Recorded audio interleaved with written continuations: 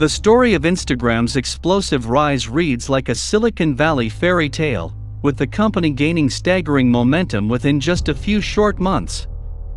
The photo and video sharing social media application took only 8 weeks for software engineers to develop, before it was launched on Apple's mobile operating system in October 2010.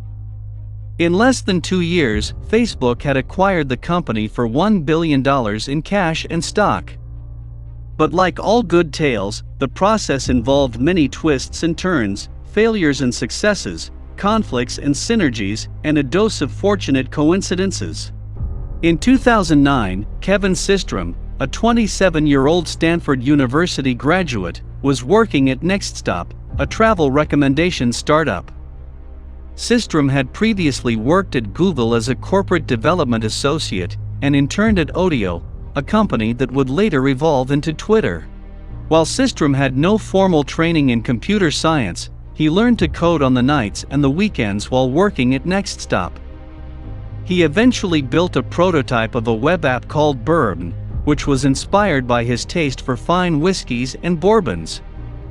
The burbn app allowed users to check in, post their plans, and share photos.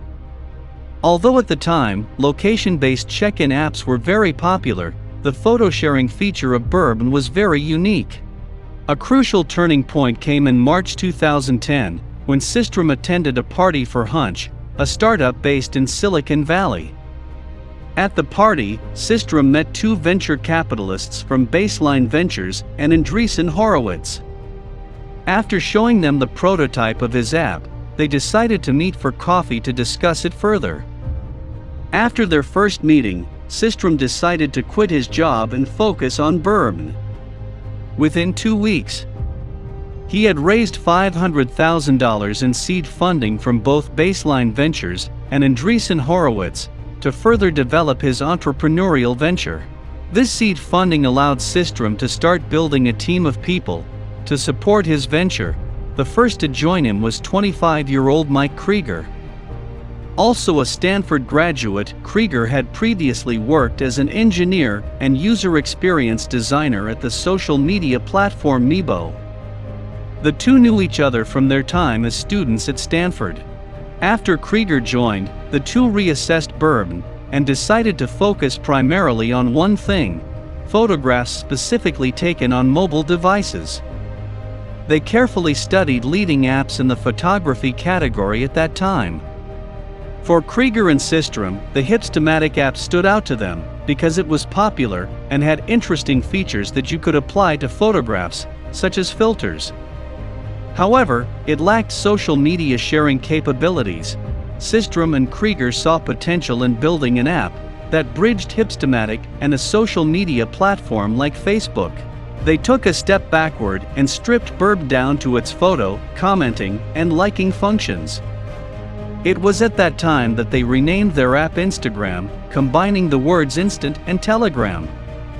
They also began focusing on improving the photo sharing experience. Their intention for the app was that it would be minimalist and require as few actions as possible from the user. After 8 weeks of fine-tuning the app, they gave it to friends to beta test and evaluate its performance. After resolving some errors in the software, they brought it to launch. The Instagram app was launched on October 6, 2010, and racked up 25,000 users in one day. At the end of the first week, Instagram had been downloaded 100,000 times, and by mid-December, the number of users had reached 1 million. The timing of the app's release ended up being fortuitous, because the iPhone 4, featuring an improved camera, had launched just a few months earlier, in June 2010. After the rapid rise in Instagram's user base, more investors became interested in the company. In February 2011, Instagram raised $7 million in a series of funding round. One of their investors was Benchmark Capital, which valued the company at around $25 million. In addition to institutional investors, the company attracted the attention of other leading companies in the social media technology industry, including Twitter and Facebook. Although this new round of financing gave Systrom and Krieger the opportunity to hire more people, the founders decided to keep the company really small, with barely a dozen employees. Systrom knew Jack Dorsey, the co-founder of Twitter, from his time as an intern at Odeo. Dorsey expressed a strong interest in the company and pursued the idea of acquiring Instagram.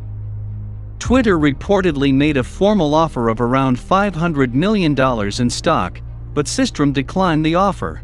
By March 2012, the app's user base had grown to approximately 27 million users. In April 2012, Instagram was released for Android phones and was downloaded more than 1 million times in less than one day.